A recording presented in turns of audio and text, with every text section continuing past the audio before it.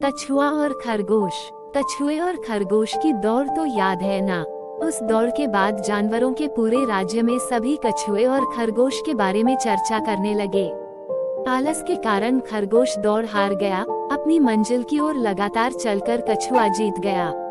अपनी जीत पर कछुआ इतराया नहीं, अपनी हार पर खरगोश ने भी खुद को अपमानित महसूस नहीं किया।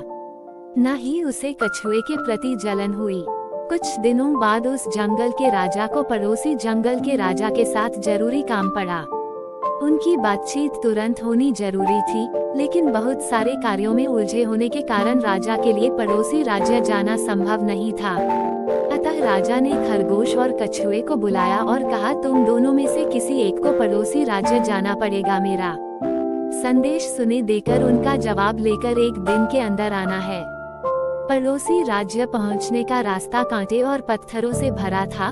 बीच में दो नदियां भी थी।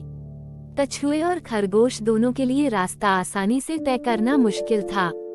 दोनों ने मिलकर एक योजना बनाई। अगले दिन तड़के दोनों तैयार हो गए।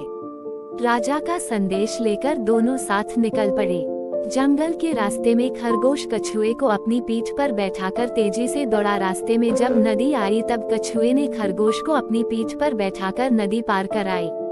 फिर से खरगोश ने कछुए को पीठ पर बैठाकर दौड़ लगाई। दूसरी नदी आते ही कछुए ने अपना काम किया। इस तरह दोनों साथ मिलकर बहुत जल्दी अपनी मंजिल तक पहुंच गए। राजा से बातचीत करके वह वापस समय से पहले ही लौट आए।